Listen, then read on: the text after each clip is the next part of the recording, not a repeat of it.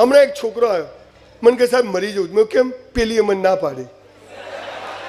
મેં તું પંખા હાથે લટકી જાય એમાં શું?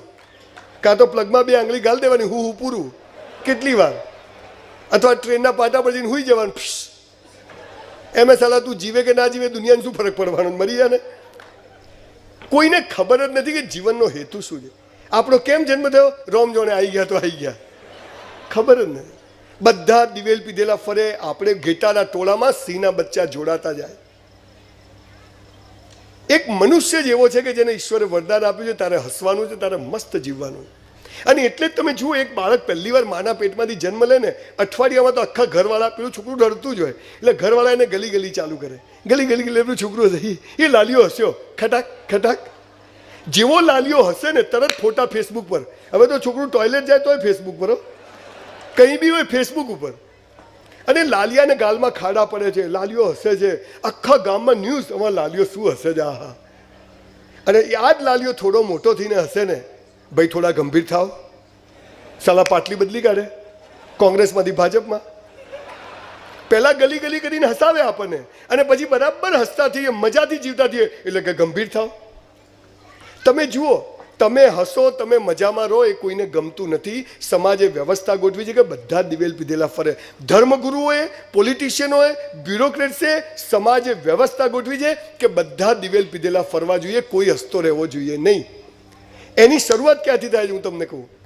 એક બાળક પહેલી વાર સ્કૂલથી, તમે જુઓ તમારું બાળક સ્કૂલથી ઘરેથી કે કોલેજથી આવે ને, ઘરે આવીને દફતર ફેંકી દે, ડ્રેસ કાઢી નાખે, પેલું ગળામાં કૂતરાનો પટ્ટો ફેંકી દે, ખબર પેલી આદત પાડે પહેલેથી, બધું ફેંકી દે, ચોપડા ફેંકી દે, મમ્મી નાસ્તો આપ, ખાઈ લે, તો બધું જ બરાબર.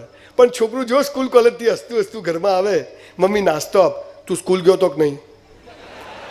કેમ કે સ્કૂલથી દિવેલ પીધેલો આવવો જોઈએ, હસતો ક્યાંથી આવ્યો? કેમ કે સ્કૂલો જેવી ખટારા જેવી છે કે ત્યાંથી બધા દિવેલ પીધેલા જ ઘેર આવે. અહીં બેઠેલા બધા જ પતિદેવો એવું નક્કી કરે કે આ શું રોજ ઘરે દિવેલ પીધેલા જવું છે, આ તો મસ્ત મૂડમાં જવું છે, ઘરે પરફ્યુમ લગાવીને ઓફિસમાં મોઢું ધોઈને બૈરા આગળ રોજ શું આ માગવાવાળા આવ્યા નામ થયું, આ તો હસતા હસતા જ જોયું. તમે ઘરમાં હસતા હસતા એન્ટ્રી મારો ને ટિંગ ટોંગ, તરત પત્ની શું કહેશે? તમે ક્યાં ગયા હતા? આ નોટ દિવેલ પીધેલી આવી જોઈએ, હસતી ક્યાંથી આવી? તમને ખબર ના, તમારી પત્ની નક્કી કરે કે પતિ ઘરે આવે, આ રોજ શું ચાલુ, છોકરાએ આમ કર્યું, સાસુએ આમ કર્યું, ગેસનો બાટલો થઈ રહ્યો, આ લાઇટ જતું રહ્યું, હું તો કંટાળી ગઈ. એના કરતાં આજે પતિ ઘરે આવે, બધું ટેન્શન ખાડામાં. સંજયભાઈએ કીધું છે નવી સાડી, મોટ તો ચાલલો, પેલો સાપ જેવો નહીં હો, એટલે હવે તો એવા ચાલના નીકળે છે, અજગર જેવા ચાલના હોય. એના પરથી ખબર પડે કે આનો વર કેવો હશે. આ સંકેતિક હોય. ઘણાને પેલા પક્ષી જેવું હોય, ઉડતું જ હોય પતંગિયાની જેમ. ગોળ ચાલલો આપણો કંકુનો કરી અને પત્ની દરવાજામાં પાણીનો ગ્લાસ લઈને ઊભી રહે, અને આપણે ઘરમાં જઈને ટિંગ ટોંગ બેલ મારીને દરવાજો ખુલે, અલા કોના ઘેર આવી ગયો? ચાલુ આ મારું ઘર છે કે શું? આપણને ટેન્શનમાં રાખવાનું શીખવાડ્યું. તમે જુઓ, તમારા જે ગુરુઓ છે ને, ધર્મગુરુઓ છે, જેને તમે ગુરુ માનતા હશો, તમે એની પાસે જાઓ ને અને આમ 2 હાથ જોડીને ઊભા રહો ને, બેટા તેરા કલ્યાણ હો જાય. મનમાં તો થાય સાલા તારું કર, ગંધ મારે જ આખો. પાછો કે તું 1 રૂપિયા દે દો, વો 10 રૂપિયા દેગા. મેં તું ત્યાં જ જતો રે, મને આલે હું તને આલું, નવાલા પાડવા ખોટા, ત્યાંથી જ લઈ લે. પણ તમે ગુરુ પાસે જાઓ, પૂજારી પાસે જાઓ અને હસતા હસતા 2 ખિસ્સામાં હાથ નાખીને, શું બાપજી? ભાઈ મજામાં? એકદમ મજામાં. બાપજી ટેન્શનમાં. પછી બાપજીને જપ ના રહે કે પપ્પા મમ્મી બા બાપુ બધા 7 પેઢીઓથી બધા ટોપ છે, બાપજી અંદર જતા રહેશે. તમે મજામાં રહો એ કોઈને ગમતું નથી. હવે તમે તોય મજામાં રહેતા શીખી ગયા, તમે સ્કૂલમાં ગયા. સ્કૂલવાળાએ શું ધંધો ચાલુ કર્યો છે? સ્કૂલવાળાએ તો સત્યાનાશ કરી નાખ્યો છે. આ ભારત દેશની એજ્યુકેશન સિસ્ટમ સૌથી બોગસ છે, પાયામાંથી બદલવાની જરૂર છે. હું જવાબદારીપૂર્વક કહું છું, થર્ડ ક્લાસ છે. અંગ્રેજો બહુ હોશિયાર હતા સાહેબ, અંગ્રેજો બહુ હોશિયાર હતા. 5 વિષય દાખલ કરીને ગયા, ગણિત, વિજ્ઞાન, ભૂગોળ, ઢેંકણું પૂછડું. મારા બાપા ઔરંગઝેબ ભણ્યા, મારે ઔરંગઝેબ ભણવાનું, મારો છોકરો ઔરંગઝેબ ભણે. પૃથ્વી ગોળ હતી, ગોળ હતી, ગોળ હતી, એટલે હવે લપસી ના પડે એવું શીખવાડો. એ જ ખટારા જેવું ભણાવવાનું, કશું નવું નહીં. 6 6 36 9 70 56 45 કે શું ચાલે? સાલા સ્કૂલોમાં જે ભણાવે જીવનમાં કામ ના આવે, અને જીવનમાં જે કામ આવે સાલા સ્કૂલોમાં ભણાવે નહીં. દિવેલ પીધેલા તો ફરવાના. અને એટલે હું બહુ જવાબદારીપૂર્વક કહું છું કે આપણે જે દિવેલ પીધેલા ફરીએ છીએ ને 90% સમાજ એના માટે પણ જવાબદાર. સાલી આપણી આ સ્કૂલો ને કોલેજો ને એજ્યુકેશન સિસ્ટમ છે. આ એજ્યુકેશન સિસ્ટમ માત્ર નોકરિયાતો અને નોકરો પેદા કરવા માટે છે, બિઝનેસમેનો તૈયાર કરવા માટે નથી. આ પાયાની વાત છે. અને એટલે જ તમે જુઓ, તમે સ્કૂલ કોલેજોમાં શું કરો છો? તમે પહેલા બીજા ત્રીજા નંબરનું બહુમાન કરો છો, ખબર? These are the toppers. એટલે આ તો ઘેર હોત તોય ટોપર જ હતો. મારા જેવી નોટનો પહેલો નંબર લાવતા સ્કૂલ સાચી. તમે પહેલા બીજા ત્રીજા નંબરનું બહુમાન કરો છો, એટલે છેલ્લા 3 નંબરનું શું? મારા જેવી નોટો ત્યાં જ ઊભી હોય. આપણે સ્કૂલ કોલેજોમાં માત્ર 10-15% લોકો માટે આખી એજ્યુકેશન સિસ્ટમ ચાલે છે. આપણે ડૉક્ટરો જોઈએ છે, એન્જિનિયરો જોઈએ છે, ચાર્ટર્ડ એકાઉન્ટન્ટ જોઈએ છે, કંપની સેક્રેટરી જોઈએ. બાકીના 85% લોકોનું શું? એ નકામા. તું તો નકામો છે, એટલે ટકા ના આવે એટલે નકામો. તમને અહીં બેઠેલા મા બાપોને એક ખાસ ચેતવણી આપું છું, સાહેબ, તમારા બાળકોને ટોકશો નહીં. તમારી સ્કૂલ કોલેજો તમારા બાળકોની શેની પરીક્ષા લે છે ખબર છે? 1 વર્ષમાં તમે કેટલું ગોખી શકો અને 3 કલાકમાં કેટલું ઉલટી કરી શકો એનું માપ છે, એની હોશિયારીનું માપ નથી, સાહેબ. અને એટલે આ સિસ્ટમ બોગસ છે. હું 1 વર્ષમાં બધું ગોખું ને મને 3 કલાકમાં યાદ ના આવે તો I was fail in life. This is the certificate of the education system. What is education? Two educate. તમારી અંદરની શક્તિઓને બહાર લાવે. That is called education. આ તો દબાવે. પહેલા બીજા ત્રીજા નંબરનું તમે જુઓ, દોડવાની હરીફાઈ થાય ને, 100 મીટર, આ પહેલા 3 નંબર, એટલે છેલ્લા 3 નંબર જેનો નંબર ના આવે એનું શું? એ 3 જણ ભાગ ના લે તો એનો નંબર આવે? એકલા કેવો દોડ્યા રહ્યા? એટલે પેલા છે તો તું છે ભાઈ. પણ સ્કૂલ કોલેજમાંથી હું જ્યારે બહાર નીકળું ને, 3 ટ્રાયલ હોય, 52% કે 92 હોય, મને એમ ફીલ થવું જોઈએ કે yes, I am the best creation of God. એના બદલે મને શું ફીલ થાય છે? આપણી તો જિંદગી પતી ગઈ. ચલો અમેરિકા 2 નંબરમાં. મૂળ વસ્તુ છે.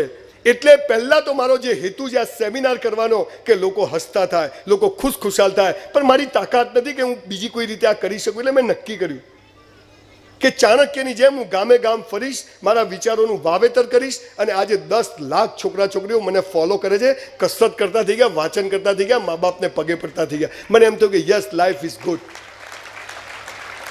અને એની શરૂઆત કરવા માટે આજે જ હું સવારથી ભુજમાં જગ્યા માટે ફરતો હતો. મેં નક્કી કર્યું છે કે આ સિસ્ટમને હું બદલી નહીં શકું, પણ આ સિસ્ટમની સામે બરાબર એની પથારી ફેરવે એવી બીજી સિસ્ટમ ઊભી કરવા હું જઈ રહ્યો છું. ગુજરાતમાં ગુજરાતની સૌથી મોટી 4 યુનિવર્સિટીઓ હું બનાવવા જઈ રહ્યો છું બહુ જલ્દી. એમાં પહેલી યુનિવર્સિટી ભુજમાં બનવાની છે. ભુજ ઓર ગાંધીધામ ઇન બિટવીન. મારી યુનિવર્સિટીના થોડા નિયમો તમને કહી દઉં. મારી યુનિવર્સિટીમાં 3 ટ્રાયલ વાળાને સૌથી પહેલા પ્રવેશ આપવામાં આવશે, પછી 2 ટ્રાયલ, પછી 1 ટ્રાયલ, 35%, 36%, 40% એડમિશન ક્લોઝ. ઉપરવાળા જોઈએ જ નહીં. ચલો ફૂટો તમે અહીંથી. બીજો નિયમ, મારી સ્કૂલ યુનિવર્સિટીમાં કોઈ પણ જાતની પરીક્ષાઓ લેવામાં નહીં આવે. નો એક્ઝામ્સ. ત્રીજું, મારી યુનિવર્સિટીમાંથી તમને કોઈ પણ જાતનું સર્ટિફિકેટ આપવામાં નહીં આવે. A ગ્રેડ, B ગ્રેડ, 65, 70 કશું જ નહીં. ખાલી તમને એક જ સર્ટિફિકેટ મળશે કે આ વિદ્યાર્થીએ આ વિદ્યાપીઠમાં 10 વર્ષ ક્રિકેટનો અભ્યાસ કરેલો છે, આ વિદ્યાર્થીએ અહીંયા આગળ સંગીતનો અભ્યાસ કરેલો છે, આ વિદ્યાર્થી ગાડીની રેસ ચલાવવાનો અભ્યાસ કરેલો છે. અને પછી તમે જુઓ કેવી પિસ્તોલો તૈયાર થાય. हम साला लाइन में खड़ा नहीं रहेंगे, हम खड़ा रहेंगे वहीं से लाइन शुरू करेंगे. आवा लोगों पैदा करवाना. स्कूल कॉलेज ની બહાર પાનના ગલ્લા ઉપર આપણા ભુજના છોકરાઓ ઊભા હોય, 3 બટન ખુલ્લા હોય, પાસળીઓ દેખાયો, પહેલી, બીજી, ત્રીજી. આટલે પેન્ટ પહેર્યો, લો વેસ્ટ. સાલા તારે વેસ્ટ જ ક્યાં છે? પછી મસાલો હોય હાથમાં, સિગરેટ હોય. દેશ માટે કોક કરવું છે.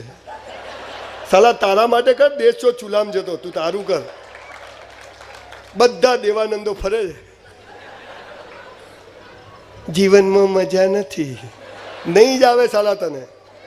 સ્કૂલ કોલેજોમાં વિવેકાનંદના ફોટાની જે મજાક ઉડાવવામાં આવે છે, સ્કૂલ કોલેજમાં વિવેકાનંદના ફોટાઓ આપણા પોલિટિશિયનો એના વરઘોડા કાઢે, સાલાઓને હાથ અડાડવાનો અધિકાર નથી, જે લોકો આને લાયક નથી. વિવેકાનંદના ફોટાઓ આપણને બતાવે ને પછી શું કહે, ઉઠો જાગો અને ધ્યેય પ્રાપ્તિ સુધી મંડ્યા રહો. ઉઠાડે કોણ? પછી ધ્યેય કોણ બતાવે ને ક્યાં મંડ્યા રહેવાનું ખબર જ નથી. બધી પીપોળી વાગે ચાલુ રાખો. આ જ વિવેકાનંદ શિકાગોની ધર્મ પરિષદમાં જ્યારે લેક્ચર આપ્યા ને, દુનિયામાં ડંકો વગાડ્યો. હું હમણાં શિકાગોમાં 4 લેક્ચર આપીને આવ્યો છું. મને થયું કે હું પણ શરૂઆત શિકાગોથી કરું. શિકાગોનું લેક્ચર આપીને વિવેકાનંદ બહાર આવ્યા ત્યારે એક અંગ્રેજે પૂછ્યું કે શું બાવા જેવા કપડાં પહેરે છે, આવા ભગવાન લાલ કલરના જરા સૂટ બૂટ પહેરો, પર્સનાલિટી પડે.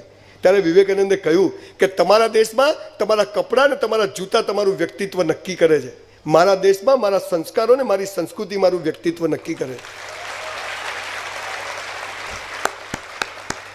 શું સારું બોલ્યા, શું મસ્ત બોલ્યા.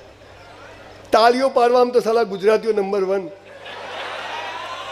દુનિયાની સૌથી પવિત્ર ભૂમિ એટલે ભારત, અને ભારતની સૌથી મજબૂત ભૂમિ એટલે ગુજરાત. અને એના આપણે ગુજરાતીઓ સાલા દિવેલ પીધેલા ફરીએ. હું શું કરું? પકડી પકડીને, ખરેખર રાઘવભાઈ દરેક ગામમાં ઊંડા કૂવા બનાવવા જોઈએ.